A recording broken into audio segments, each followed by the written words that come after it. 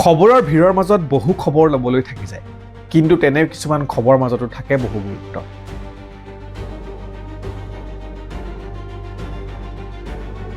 আমাৰ এই প্ৰচেষ্টা হ'ল খবৰৰ মাজত থাকি যোৱা যিবোৰ খবৰ, সেই খবৰবিলাক আপোনালোকৰ ওচৰলৈ লৈ অহা। গোটেই সপ্তাহটো সামৰি আজিৰ ভিডিঅ'টোত আমি আপোনালোকৰ মাজলৈ লৈ আহিছোঁ কেইটামান গুৰুত্বপূৰ্ণ খবৰ। এয়া আমাৰ প্ৰথম প্ৰচেষ্টা। নিশ্চয়কৈ আপোনালোকে সঁহাৰি জনাব। জ্বলিছে ইৰাণ। ডলাৰৰ বিপৰীতে ইৰাণী মুদ্ৰাৰ মূল্য হ্ৰাস পোৱাৰ পিছত দেশখনত ব্যাপক মূল্য বৃদ্ধি হৈছিল।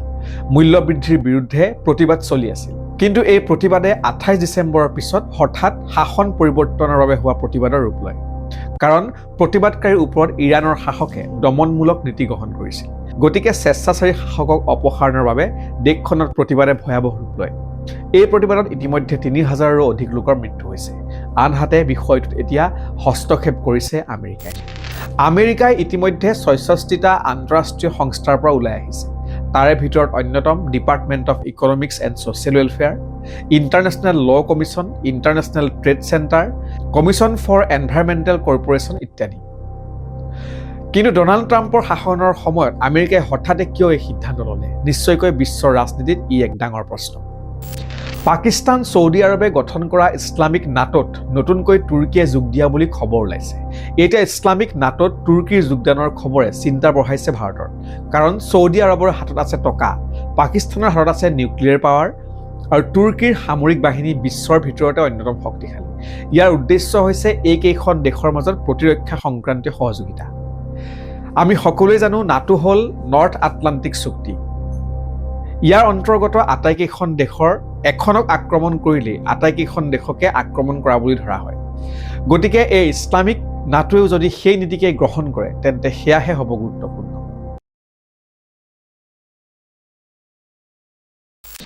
ভাৰতৰ কেন্দ্ৰীয় পথ পৰিবহণ মন্ত্ৰী নীতিন গাডকাৰীয়ে নতুন কৌশলেৰে পথ নিৰ্মাণত পৰীক্ষণ চলায় বুলি নিশ্চয় আমি সকলোৱে জানো। এইবাৰ বিশ্বৰ ভিতৰতে প্ৰথমবাৰলৈ ভাৰত চৰকাৰে আৰম্ভ কৰিছে নতুন টেকনলজিৰে পথ নিৰ্মাণৰ কাম। বিশ্বৰ ভিতৰত প্ৰথমবাৰলৈ ভাৰতে আৰম্ভ কৰিলে বাণিজ্যিক ভিত্তিত পথ নিৰ্মাণৰ বাবে বায়'বেটমিন উৎপাদনৰ কাম। দেখা যায় যে ভাৰতৰ যিকোনো কাম প্ৰথমে আৰম্ভ হয় কেৰালাৰ পৰা। শেহতীয়াকৈ কেৰালাৰ ৱায়নাড জিলাৰ কোৰ্টত আৰম্ভ হ'ল সম্পূৰ্ণ পেপাৰলেছ ৱৰ্কিং কালচাৰ। মুকলি কৰে উচ্চতম ন্যায়ালয়ৰ মুখ্য ন্যায়াধীশ সূৰ্যকান্ত। প্ৰধানমন্ত্ৰী নৰেন্দ্ৰ মোদীয়ে পশ্চিমবংগৰ মালদাৰ পৰা গুৱাহাটীলৈ প্ৰথমখন বন্দে ভাৰত এক্সপ্ৰেছৰ চলাচল ইতিমধ্যে আনুষ্ঠানিকভাৱে মুকলি কৰে। ইয়াৰ ফলত 2.5 ঘণ্টালৈ হ্ৰাস পাব দুয়োটা ঠাইৰ মাজৰ যাত্ৰাৰ সময়। নিশ্চয়কৈ পৰ্যটনৰ বাবে ই হ'ব এক যুগান্তকাৰী পদক্ষেপ। প্ৰমোদ যাদৱ, ভাৰতীয় সেনাৰ এগৰাকী জোৱান, নিজৰ পত্নীৰ সন্তান প্ৰসৱৰ বাবে দুদিনৰ ছুটিৰে ঘৰলৈ আহি থকা অৱস্থাত পথ দুৰ্ঘটনাত তেওঁৰ মৃত্যু হয়। আৰু যেতিয়া যাদৱৰ মৃত শৰীৰ ঘৰলৈ লৈ অনা হৈছিল সেই সময়ত তেওঁৰ পত্নীয়ে এটি কন্যা সন্তানৰ জন্ম দিয়ে। আৰু তাৰ পাছৰ দৃশ্য এয়া।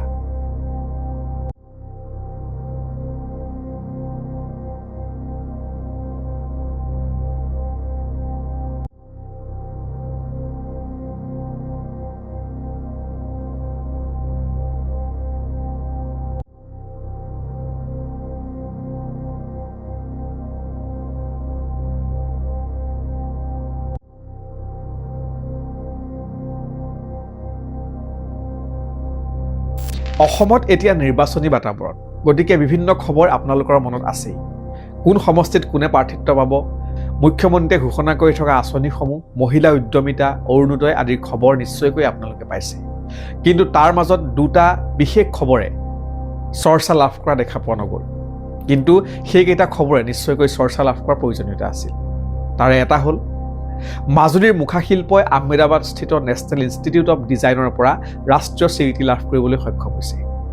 নিশ্চয়কৈ ই অসমৰ বাবে অতি গুৰুত্বপূৰ্ণ।